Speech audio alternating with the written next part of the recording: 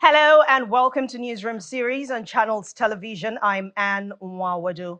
We begin with our top stories. Former President Goodluck Jonathan has called for a truce in the political crisis in Rivers State, warning that the ongoing conflict could have significant implications for the entire Niger Delta region. The former president was speaking as a special guest at the flag-off ceremony for the construction of the Trans-Kalabari Road in Obiakwa local government area of the state, where he emphasized the role of Rivers State to the national development. He asked Governor Siminalayi Fubara and his predecessor and FCT Minister Nyesom Wike to reconcile their differences for the benefit of the citizens. Outgoing governors and incoming governors must know that they work together for the collective interests of the citizens of the state. And that is critical because you must work together. In this case of Rivers State, Honorable Minister Nyesom Wike and Governor Sim Fubara must work together for developing the land and the people of Rivers State. The tension will not help us. Rivers State is very critical in this country. Rivers State is the heart of the Niger Delta. If Rivers State is destabilized, the whole Niger Delta will be destabilized. Leaders must know that nobody takes 100%. You must learn the principle of give and take. So our own political actors must work together if you love the Rivers people. You must work together if you love the Rivers people. And I join the leaders of Rivers State and the well-meaning Nigerians that have been calling for truce. They have been calling for ceasefire to also re-emphasize that there is a need for ceasefire. Let us do things that will rather project the state. There is this common saying that when two elephants are fighting, the grass suffers. Both the governor and our minister are young people, very young people, but they are powerful. And if they continue to fight, the Rivers people will suffer. Whatever has passed has passed. Let's move to a new future for the interest of the state, for the interest of the Niger Delta, and indeed for the interest of this country. And let's head to the courts now. Justice Inyang Ekwo of the Federal High Court, Abuja, has dismissed the request by alleged terrorist negotiator Mohammed Tukur Mamu, seeking his transfer from the custody of the Department of State Services to Kuje Correctional Center. Delivering ruling, Justice Ekwo held that the federal government had raised the issues of incessant jailbreaks in prisons as a major ground to oppose the request for transfer to Kuje. The judge added that Mr. Mamu did not contradict or dispute the averments as required by law.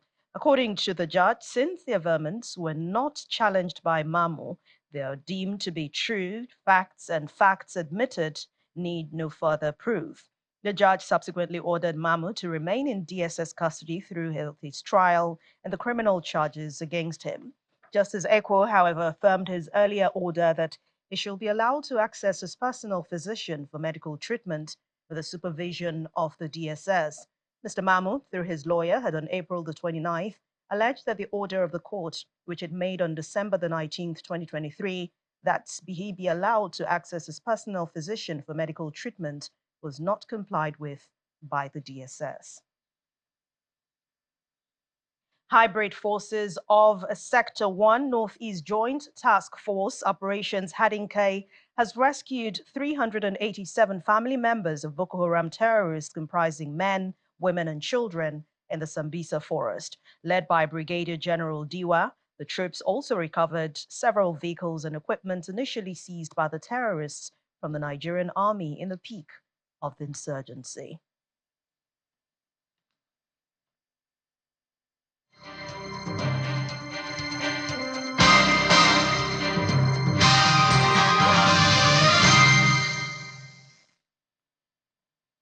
Let's continue with the Northwestern Zone. Tackling insecurity may just be one of the ways that will make Nigeria more food sufficient. Well, that's coming from the Executive Director of the Center for Food and Safety in Agricultural Research, Professor Christobag Amwa. Other suggestions include the creation of more access roads in farming communities, as well as access to finance for farmers. Professor Amwa also scored the performance of the agricultural sector under the Tinubu administration to a paltry 13% during his appearance on our breakfast show, The Morning Brief. The president obviously has good intentions. He wants to do well. But as a team, a few of his ministers are trying. But on average, I give them 13% or less. Over 80% of the food supplied into Nigeria that is indigenously produced is from the rural areas. And these are the epicenters of the insecurity. Now, there is absolutely very little that the federal government can do in improving agricultural output without tackling the issue of rural insecurity headlong. So if you remove the insecurity factor out of the equation, farmers go back to the land, then the issue of land clearance will come in. Of course, land needs to be cleared for farmers. Of course, irrigation services need to be provided. Of course, access to finance. A lot of food that farmers used to produce got wasted. And now it's even worse because over the years, in some parts of northern Nigeria, particularly, and eastern Nigeria, most especially, some of these roads have not been attended to for several decades. So if you go to certain places, feeder roads are non-existent completely.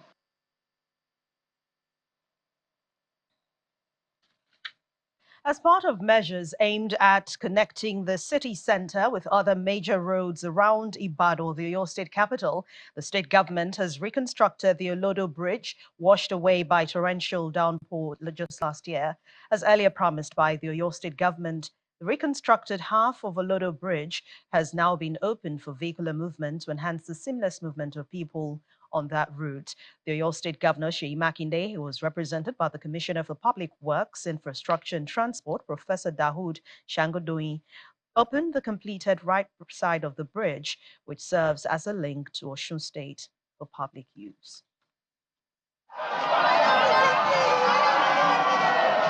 An elated crowd.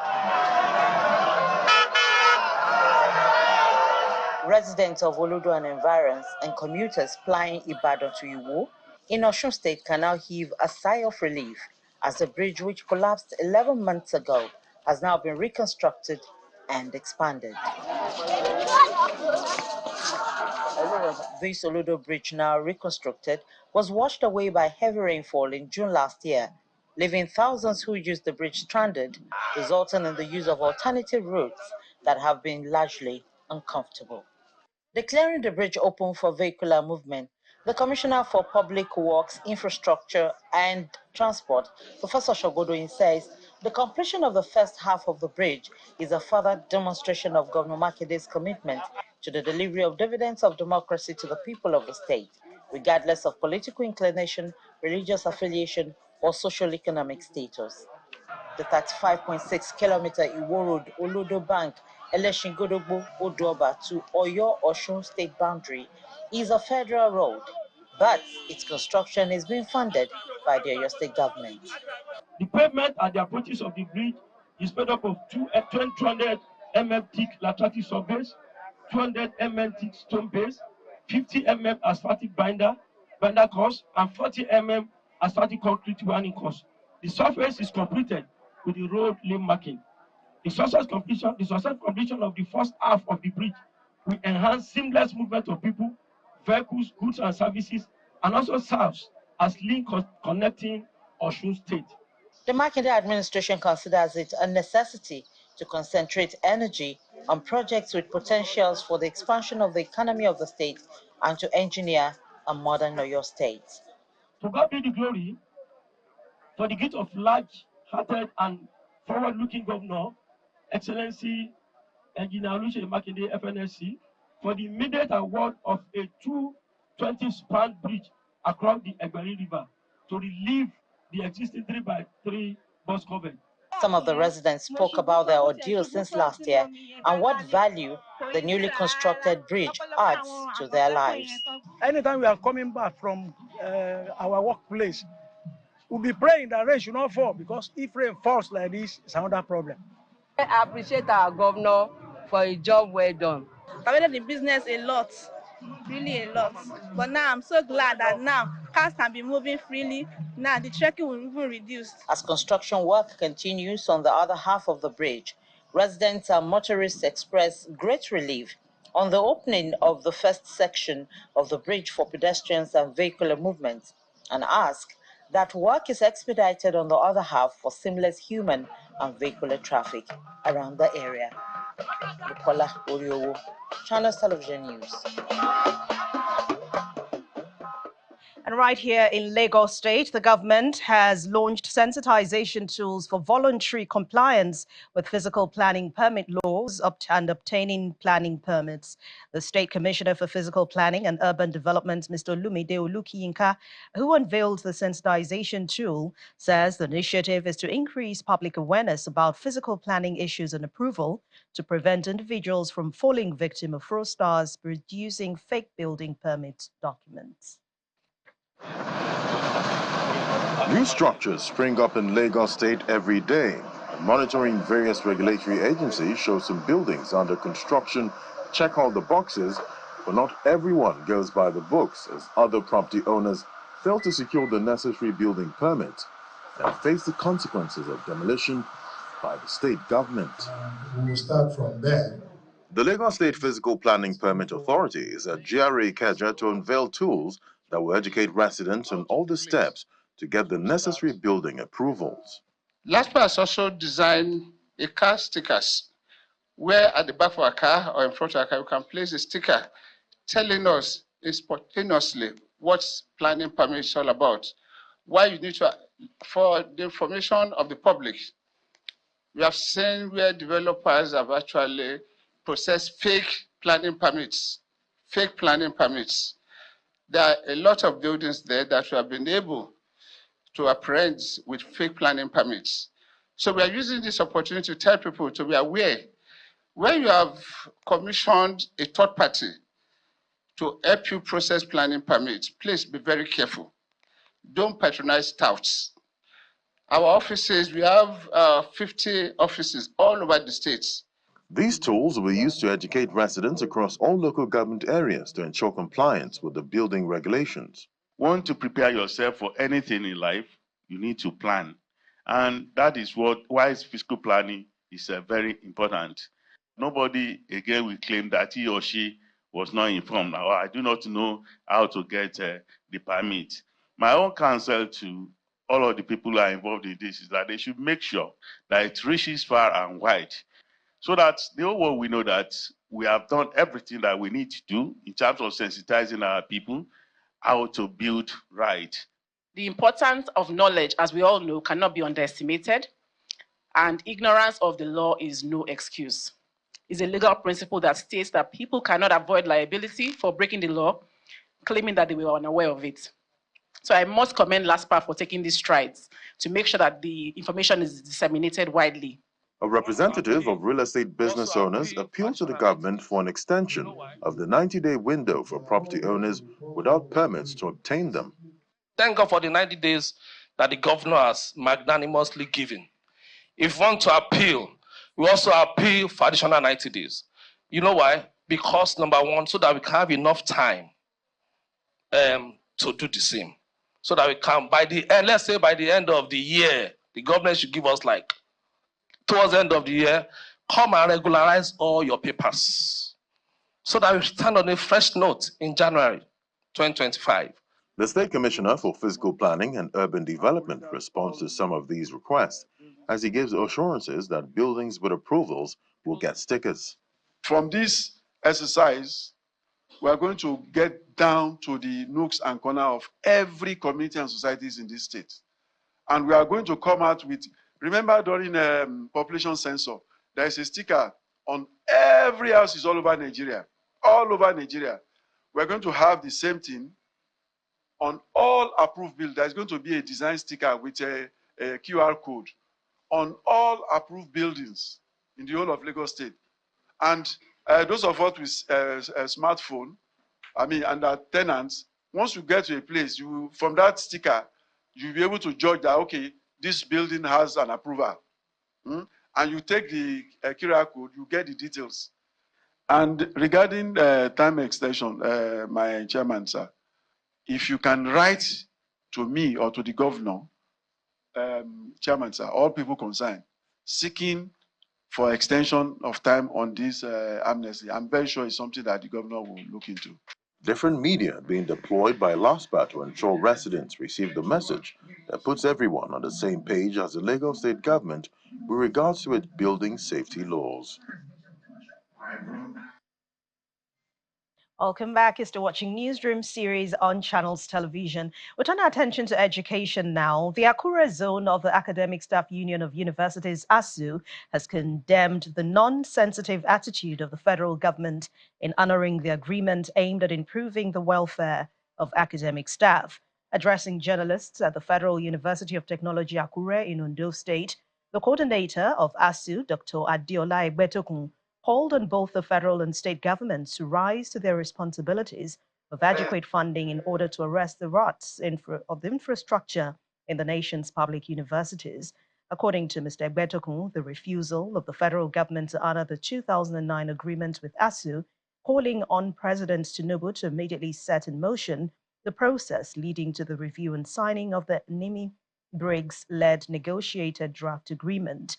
He laments on the understaffing, underfunding, and low quality of learning, teaching, and research in these universities. Well, joining us now on the program is the chairman, Academic Staff Union of Universities, Dr. Adiola Egbetokun, to shed more light on this. Thank you very much for joining us on Newsroom Series. Yeah, thank you for having me, Channels TV. Thank you so much this afternoon. Yes, so what are these demands? Tell us more about it. And is there any stumbling block from making these demands, maybe getting these demands from the federal government? Well, thank you so much. First, let me say that my name is Egbedoku, not Toku, and I'm not the chairman. I'm the zonal coordinator of ASUU Akure Zone. All right. Thank you for that. As to the list of demands, like I said in the morning, our demands have not changed. Our demands are the same. These are the same demands that led us or that foisted on us the strike that we had last in 2022, in 2020, and the other strikes that we have embarked upon in the past. One, the issue of our 2009 FGN ASUU agreement, which had a caveat when that agreement was signed in 2009, that every 3 years there will be a renegotiation. As we are talking, we have not been able. Government have not renegotiated this agreement with us, despite the several calls, several overtures that we have made to the government. You will recall that when that renegotiation actually started in 2017, eventually, led by Dr. Wale Babalaki, it was stalemated for more than 2.5 years because Dr. Wale Babalaki kept hammering on the issue of student loan, bank loan, education loan. And as you said, no, until there was a stalemate. And that led us into the Jubilee-led committee, and also Nimi Briggs, late Nimi Briggs. And Nimi Briggs actually produced a draft agreement between ASUU and the federal government. But only God knows what happened. The government of Nigeria refused to sign that renegotiated document up to today.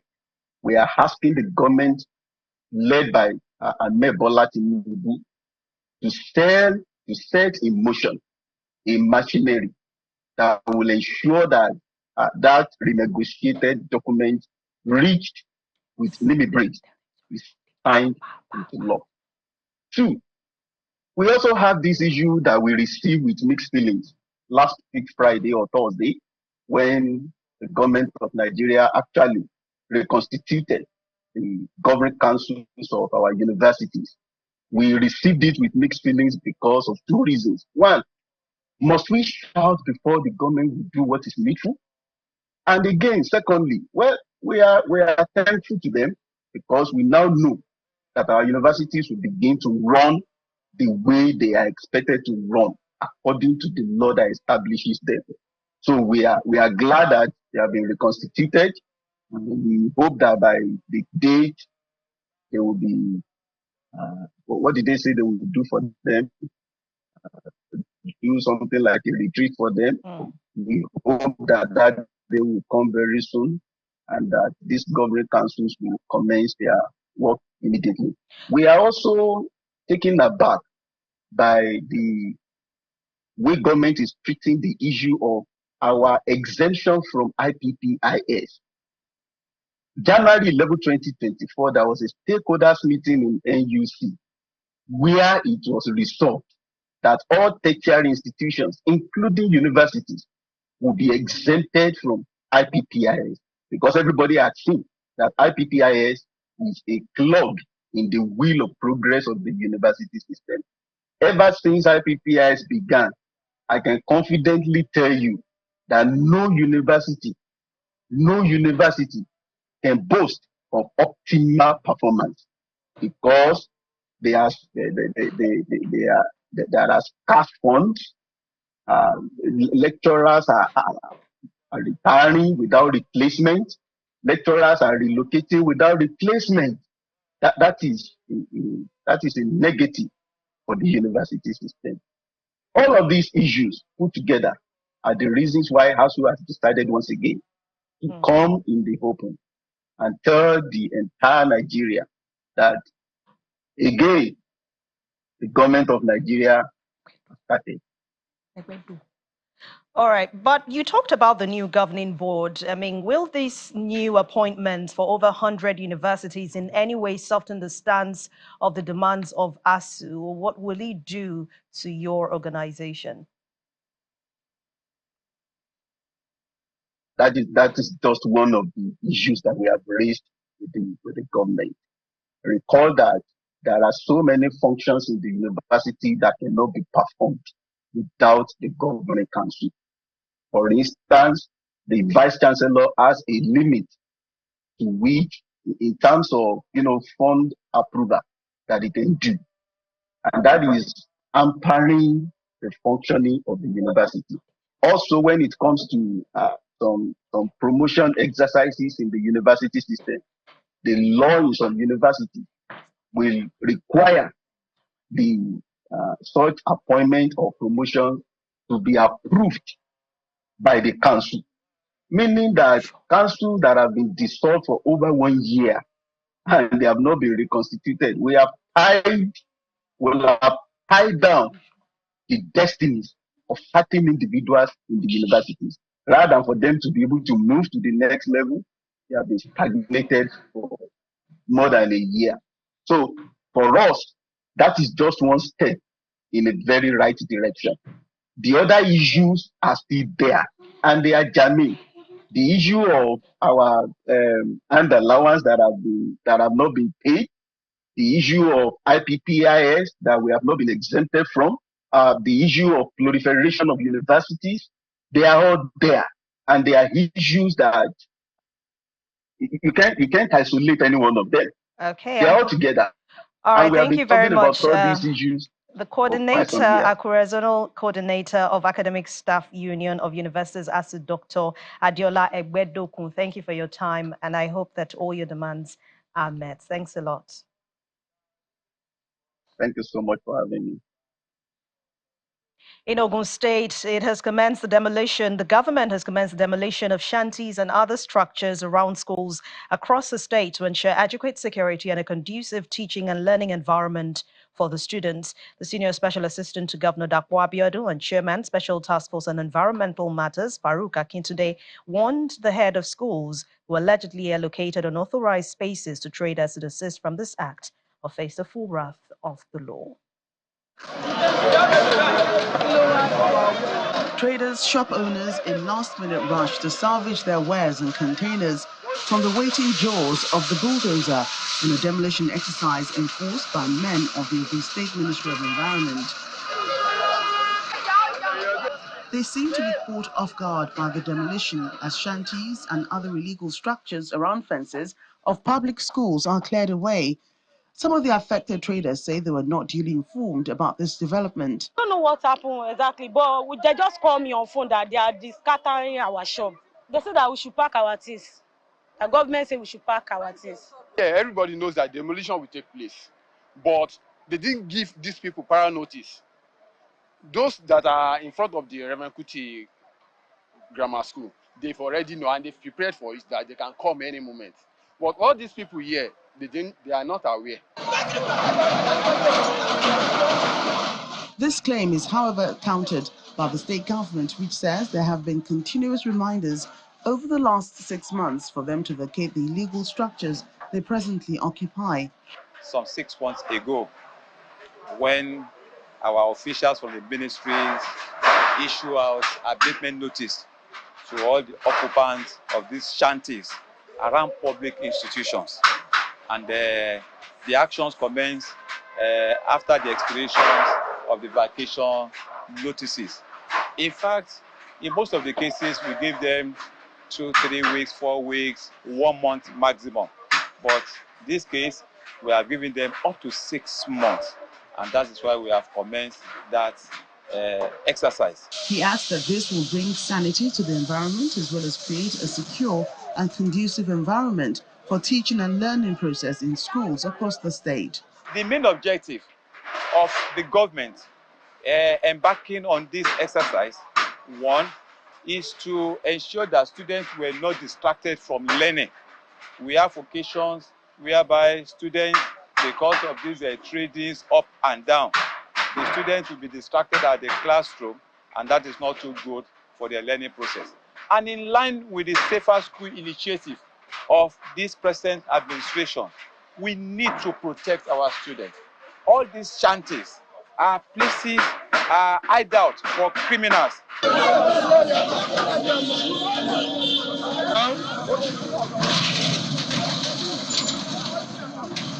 The exercise is expected to be extended to other areas of the state as the government sounds a note of warning to heads of schools over illegal allocation of spaces in their schools to traders. And that's it for today on the Focus on the Southwestern Region, a newsroom series on Channels Television. Thank you for watching. I'm Anne Nwawodo.